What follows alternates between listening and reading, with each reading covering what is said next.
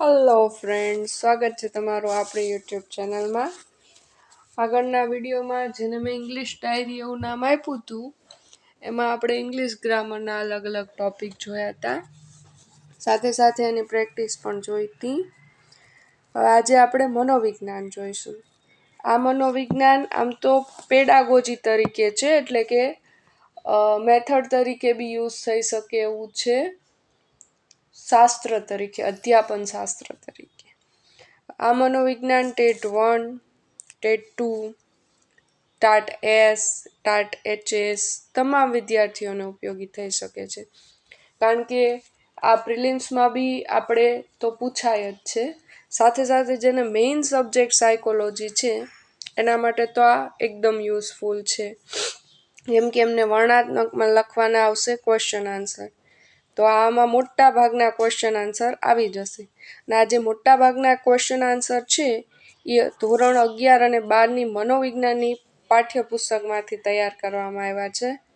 એટલે તમને કોઈ જ ટોપિકમાં કન્ફ્યુઝન થાય તો તમે ટેક્સ્ટ બુકમાં જોઈ શકો. અને હા, તમે યુટ્યુબની કમેન્ટમાં તો પૂછી જ શકો છો, કે ટેલિગ્રામમાં બી કોઈ ક્વેશ્ચન હોય તો તમે પૂછી શકો. પણ જે મિત્રોને તરત જ સમાધાન જોતું હોય તો આ બધા ક્વેશ્ચન ટેક્સ્ટ બુકમાંથી તૈયાર થયેલા છે, એટલે તમે જો ઇન્સ્ટન્ટ સમાધાન જોઈતું હોય તો ટેક્સ્ટ બુકમાં જોઈ શકો છો.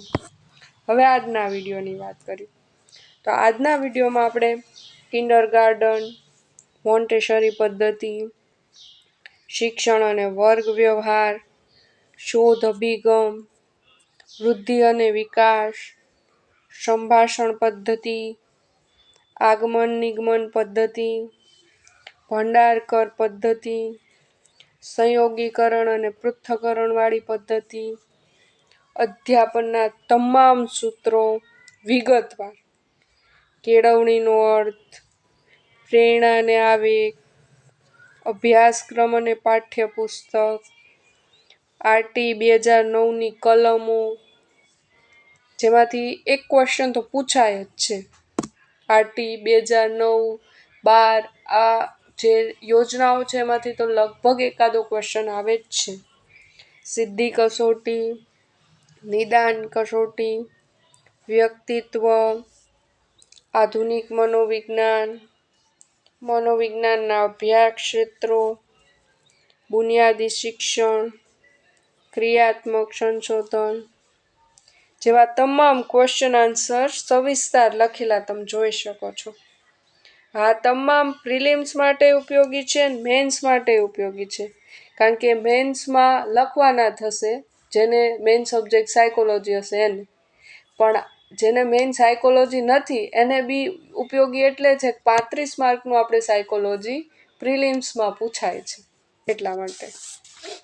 હવે આમાં સાથે સાથે અમુક શિક્ષણને લગતી પણ યોજનાઓ સવિસ્તાર છે, જેમ કે કસ્તુરબા ગાંધી પોષણ સહાય યોજના, આયુષ્યમાન ભારત, મુખ્યમંત્રી બાલ સેવા યોજના, મધ્યાહન ભોજન યોજના, જેનું હાલનું નામ PM પોષણ છે. અને આ PM પોષણ એ આપણા માટે ખૂબ IMP છે, કારણ કે એમાંથી બી એકાદો ક્વેશ્ચન આવે છે.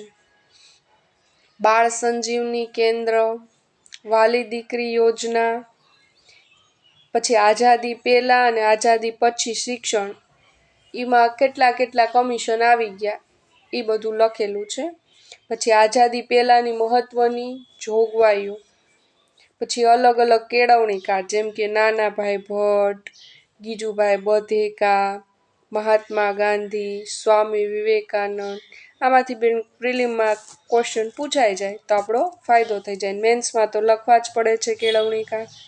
ઇન શોર્ટ, આપણે આજના વિડીયોમાં મનોવિજ્ઞાનના અમુક મહત્ત્વના ટોપિક જોયા, સાથે સાથે શિક્ષણને લગતા અમુક મહત્ત્વના ટોપિક જોયા.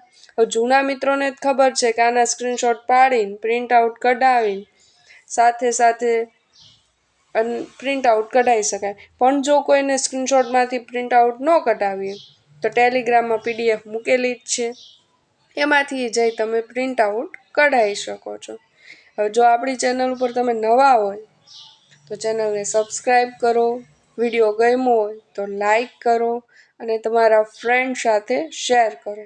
અને જેને સાયકોલોજી મેઇન સબ્જેક્ટ છે, જેને સાયકોલોજી સબ્જેક્ટ હારે જ પરીક્ષા આપવાની છે, એની સાથે તો આ વિડીયો ખાસ શેર કરજો.